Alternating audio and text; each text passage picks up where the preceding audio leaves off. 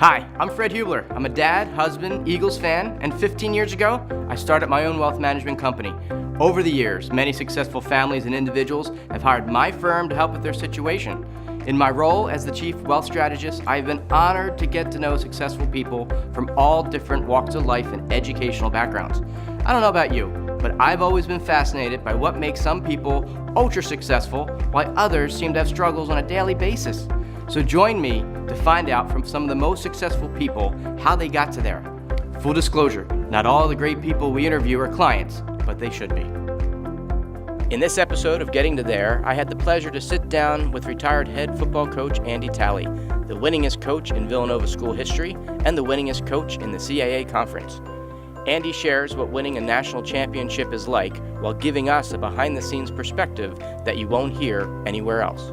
As many of you probably know, Andy is the president and founder of the Andy Talley Bone Marrow Foundation, and he sheds light on how that all came about. So please sit back and enjoy the first installment of Getting to There. Thanks for being here, Coach. I appreciate it. You're one of the few people I know that have a Wikipedia page. Have you ever read it? I have, actually, and there are some things in there that I need to have changed. They got a couple dates mixed up. I don't know who to contact about Wikipedia, but I got to find out. All right. Coach for Villanova at Villanova 32 years. Why did you stay?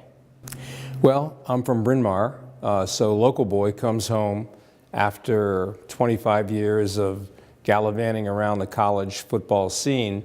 So when there was an opportunity to come back to Villanova and also pick up the program that was dropped in 1960. So, we brought that program back and got it going again. And so it was really a labor of love for me. Local boy comes home, good deal. That's awesome. Coaching is hard is probably an understatement. Did you ever think of giving up in your career? We had a bad run at Villanova about 3 years in a row. And at that point in time, I wondered if maybe I had kind of lost what I needed to get it done. But after assessing everything, we had a little young player coming up by the name of Brian Westbrook.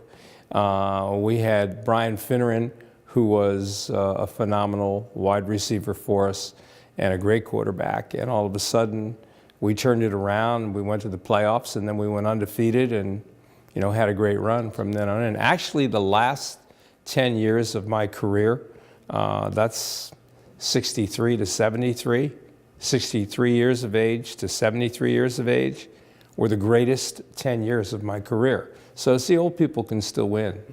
That's awesome.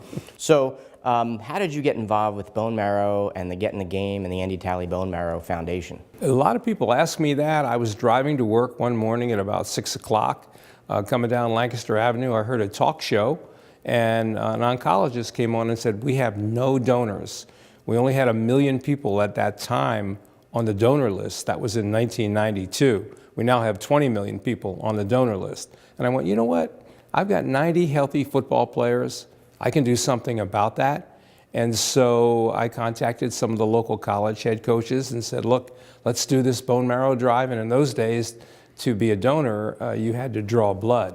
That was a little tough for some of the big-time football players, but now it's a simple cheek swab. So it was something that I got involved in, and once I saw the results where we were actually saving lives, I was hooked. That's awesome.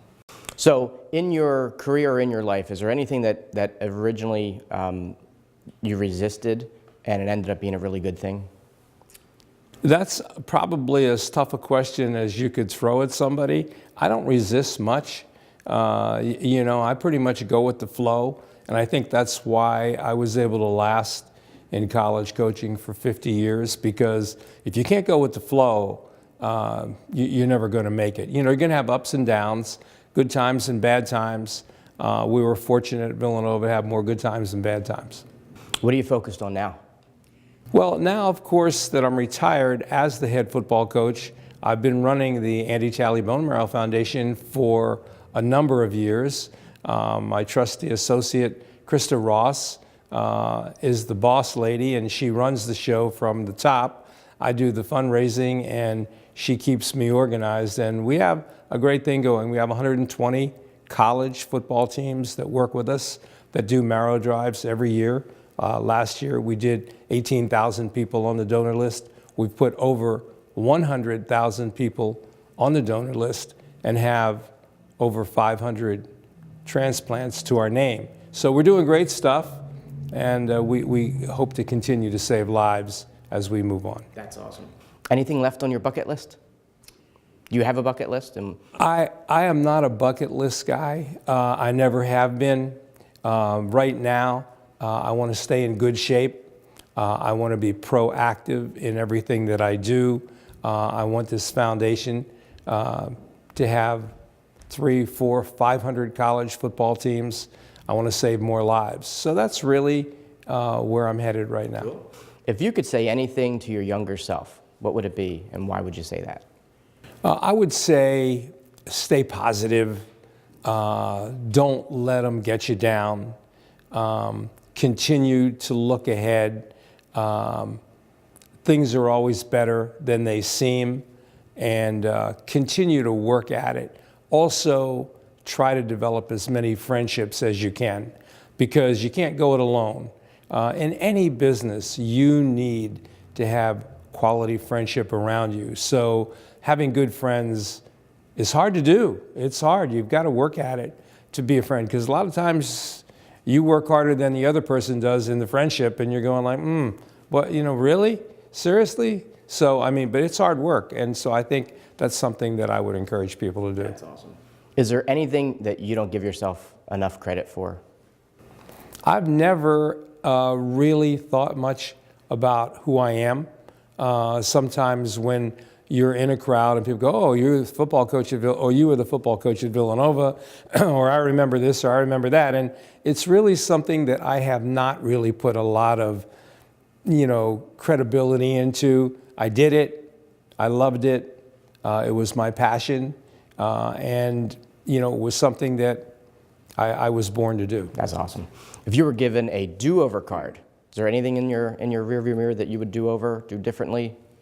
There was a chance one time when I was a lowly assistant coach at Brown University, and they wanted me to do a weekly TV show talking about college football. And I love doing stuff like that. I love broadcasting and all of that. And I think I could have been really good at it because of the content and the fact that, when you're a coach, you really have to be on all the time. And I fiddled with the project and fiddled with it, and I kept telling the people I'd get back to them, and I never finished doing it. And I regret that, because I think I could have had a real fun time doing something with radio and TV along with coaching. Well, now you can call them. You can call them now. You have some free time. They'll take care of you. That was in Providence, Rhode Island. I think Okay. They probably forgot about me. If you had to live in one place forever, you had to cash it all in and just settle down in one place, where would that be? Where's your happy place? Oh, my happy place is Berwyn, Pennsylvania, which is where I live now. I'm from Bryn Mawr, Pennsylvania, obviously local yokel.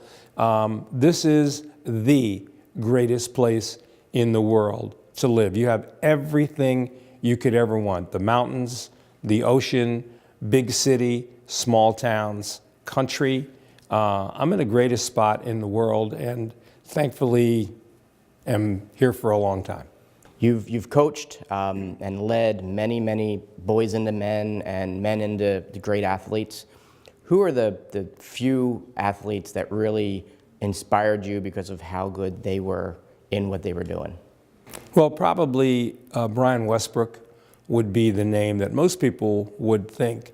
And Brian was a scholar as well. So he was not only a great football player, he was a great student and very outstanding young man.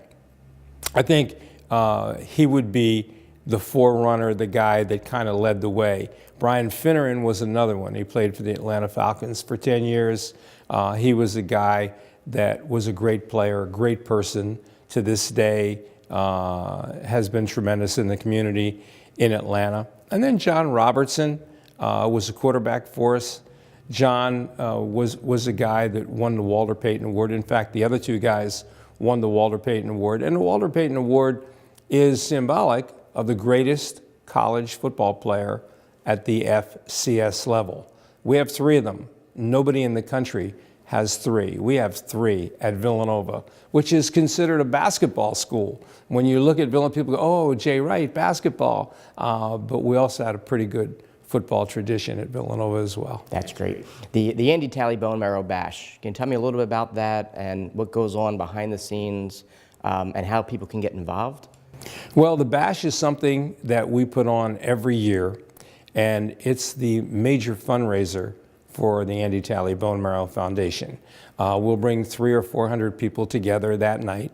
We'll have a band, it'll be dancing, there'll be great food, and we'll bring a donor and a recipient in who will meet for the first time, which is incredibly moving. So think about it. You have this little child who's 14, 13, 12 years old, and here comes their donor who saved their life, and they meet for the first time.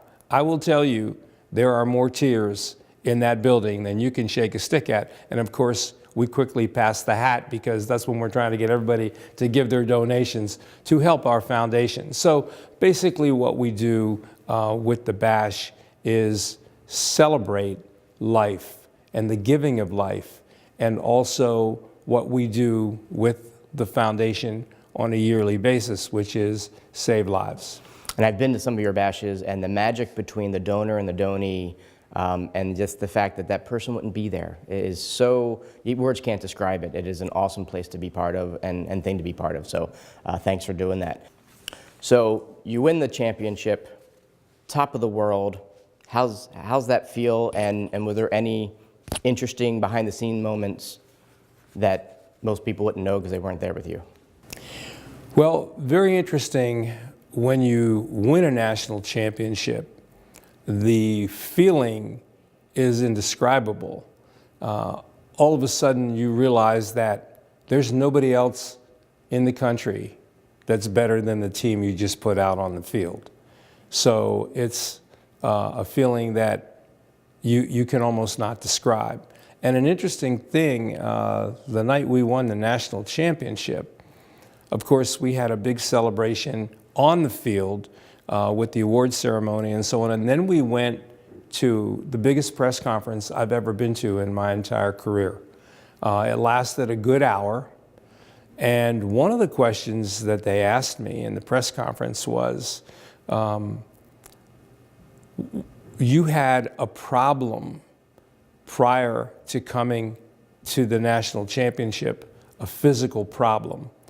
And I almost didn't make the plane because I had some heart pains. And of course, having had a heart attack earlier in my career, I was concerned. And I went, oh man, Lord, please allow me to go to this game, the national championship. So I went to my cardiologist. He did all the tests for me, and I was able to get on the plane and make it. So when I get to the press conference, I kind of shared that with the people there. And I said, you know what? I had this problem, and if I would have passed away after this game, it would have been a good life. I would have achieved all that I wanted to achieve in my coaching career, which, you can't do it any better than win a national championship. So anyway, it was kind of a fun press conference, and my wife and I came down out of the stadium. All the lights were out. The locker room was locked. The players were gone. And she and I were the only ones left in the stadium. And everybody went back to the hotel to celebrate. And we walked back to the hotel. And here you win a national championship. You expect to be, in a great celebration. And the lights are out in the stadium, and we're walking down these dark streets of Chattanooga, Tennessee, trying to find our way back to the hotel. So that was kind of an interesting deal. Interesting, humbling moment right after the greatest moment of your life. Oh, absolutely. And here, there wasn't even a cab. I couldn't even get a cab back to the hotel. So it was a very, very interesting time. Any interest in writing a book? You probably have a lot of stories, or are the stories you have not ones you want to put in a book? You know what? I have been asked to do a book several times. I probably just don't have the patience to sit down and go back. And I was never a big note taker. I'm a very spontaneous person. And I could usually handle everything in my head without writing stuff down. And now that I'm a little older, I wish I'd have written all that stuff down because I forget most of it. So it's kind of a shame. I think it'd be a fun book. There actually is a book that was written. It's called A Season in Purgatory. And you can still get the book. And a writer followed me. Tony Moss was the writer. He followed me for a year. And we wrote the book. And what had happened was the quarterback that we had that year broke his leg against Rutgers in the first game of the year. We ended up having a horrible season. And he wrote this book through this horrible season. And so we came up with the title, A Season in Purgatory. And it covered a lot of the ifs, ands, and buts in a college football season, no holds barred. If anybody wants to really know what goes on behind the scenes in a college football program, get that book, A Season in Purgatory. Coach, thanks for coming. Thank you for answering all our questions. Fred. Thanks for watching Getting to There. Join us next time for another exciting guest.